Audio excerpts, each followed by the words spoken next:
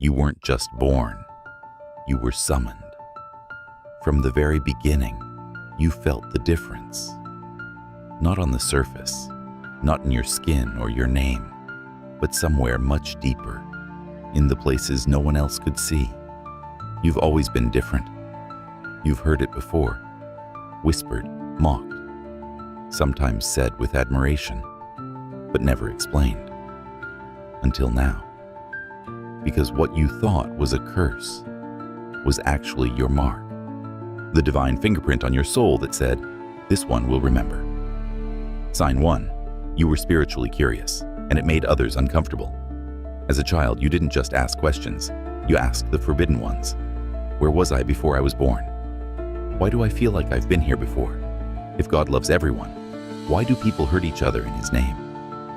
Why do I feel like someone's watching me when I'm alone? You didn't ask to be rebellious. You asked because something in you already knew. You weren't looking for answers. You were looking for remembrance. And how did the world respond? With silence, with fear, with a sharp, "That's not appropriate," or "Don't ask questions like that." Teachers dismissed you. Parents changed the subject. Religious leaders gave rehearsed, robotic answers that didn't satisfy your soul. You weren't defiant. You were resonating at a frequency the adults around you had long since forgotten, and that made them uncomfortable. Because truth from the mouth of a child has a way of exposing the lies grown-ups learn to live by. So they shut you down, not because they hated you, but because your curiosity cracked open their illusions. You weren't too deep. You were simply awake in a world that wanted you numb. Sign 2. You felt disconnected from normal because you were never meant to conform. There's a strange kind of loneliness that only the chosen ones know. It's not just isolation. It's spiritual displacement, like being born into a world your soul didn't fully agree to. You tried. God, you tried. You laughed when you were supposed to. You played the part. You followed the rules. But underneath it all, something felt off. You saw through the fakeness. You saw adults lie and smile in the same breath. You saw kids bully each other and pretend it was just a joke. You saw traditions held like sacred truth without anyone questioning their origin. And you asked yourself, am I the only one who sees this? The truth is, you were never wired for the illusion. You were designed to carry a different code, a blueprint for something purer, something realer. And so, normal never felt like home. You didn't find safety in crowds. You found it in solitude, in dreams, in pages of old books, in moments where time seemed to stretch and bend around your thoughts. You weren't antisocial. You were searching for your frequency. And it's not that you didn't want connection. You just couldn't fake it. Because when your soul is ancient, small talk tastes like ash. When your eyes are open, shallow living makes you choke. And so, you floated, not lost, but waiting. For a soul that mirrored yours, for a voice that sounded like home. Sign 3. You faced pain early because your spirit was being forged in sacred fire. The early chapters of your life may have carried weight too heavy for your shoulders. Pain found you young. Maybe it was neglect, or trauma, or being the scapegoat in your family. Maybe it was depression before you even knew the word for it. You wondered, why me? Why so much? Why so early? Here's the hidden truth. The chosen are not protected from pain. They are initiated by it. Before you knew your strength, life forced you to prove it. Before you had language for healing, you were forced to survive the wound. The world didn't wait until you were ready.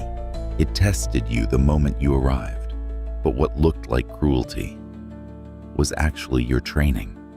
Because when you're called to hold light for others, you have to know what darkness feels like, not from a distance, but intimately. That's why you feel people so deeply now. That's why you can read rooms before a word is spoken. That's why people cry when they talk to you, because they can feel you've been to the edge and didn't fall. Your pain wasn't a punishment. It was your birthright armor. It's why your love hits different, why your presence calms storms, why your silence says more than most people's speeches. You didn't just survive. You transmuted. You took the ashes and built altars. You took the betrayal and carved out boundaries. You took the loneliness and turned it into light. The mystic truth: you were marked by memory before the world gave you a name. Your spirit had one already. Before your parents taught you how to walk, your soul had already traveled dimensions. And before anyone told you what to believe, you remembered. Pieces of that memory still live in you, in the way your heart beats faster during thunderstorms, in the pull you feel toward ancient symbols and lost languages, in your fascination with things others shrug off as weird. You are not crazy. You are not broken. You are not too much. You are a memory trying to come home. You are a soul trying to wake up the others. The confirmation. Let this episode serve as your mirror.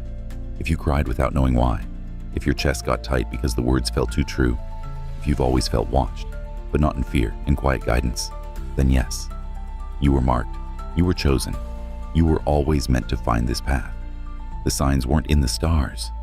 They were in your childhood, in your questions, in your pain, in your difference. And now you remember. The time of forgetting is over. You are not who they said you were. You are who you always felt you were, before the world convinced you otherwise. You don't need permission to rise.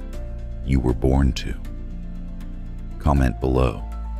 I remember who I am, if this episode pulled something ancient out of you. Share this with the ones who've always felt like outcasts, but were actually oracles in hiding. And prepare yourself, because in episode 3, we'll uncover the mission hiding in your struggles, and why your greatest pain was always tied to your sacred assignment.